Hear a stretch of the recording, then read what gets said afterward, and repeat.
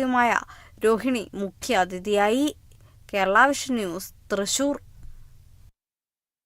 ഏഷ്യയിലെ ഏറ്റവും വലിയ ക്രൈസ്തവ കൂട്ടായ്മയായ മാരാമൺ കൺവെൻഷന് നാളെ പമ്പാ തീരത്ത് തുടക്കമാകും. ഡോക്ടർ തിയോഡോഷ്യസ് മാർത്തോമാ മെത്രാപ്പൊലീത്ത 129ാമത് മാരാമൺ കൺവെൻഷൻ ഉദ്ഘാടനം ചെയ്യും.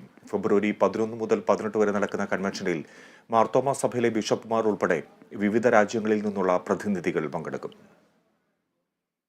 പമ്പയാറിന്റെ തീരത്ത് പ്രത്യേകം തയ്യാറാക്കിയ വേദിയിലാണ് ഒരാഴ്ച നീണ്ടുനിൽക്കുന്ന മാരാമൺ കൺവെൻഷൻ നടക്കുക. 1,00,000-ലധികം ആളുകളെ ഉൾക്കൊള്ളാൻ സാധിക്കുന്ന ഓലപ്പന്തലിന്റെ നിർമ്മാണം അവസാന ഘട്ടത്തിലാണ്. ചെറുകോൽ പുഴ ഹിന്ദുമത പരിഷത്ത് സ്ഥാപിക്കുന്നതിന് പിന്നാലെയാണ് പമ്പാതീരം മറ്റൊരു ആത്മീയ സംഗമത്തിനു കൂടി സാക്ഷിയാകുന്നത്.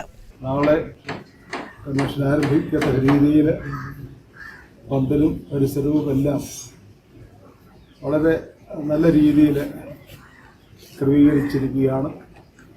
ഇതിന് അനേകരുടെ ആത്മാർത്ഥമായിട്ടുള്ളതായ സഹകരണം ലഭ്യമായി എന്നത് ഏറ്റവും സന്തോഷമുള്ള കാര്യമാണ്. കൺവെൻഷന് എത്തുന്നവർക്ക് ആവശ്യമായ സൗകര്യങ്ങളെല്ലാം ഇതിനകം സംഘാടകർ ഒരുക്കിക്കഴിഞ്ഞു. വിവിധ ഇടങ്ങളിൽ നിന്നും കൺവെൻഷനെത്തുന്ന വിശ്വാസികൾക്ക് വേണ്ടി KSRTC പ്രത്യേക സർവീസുകൾ നടത്തും.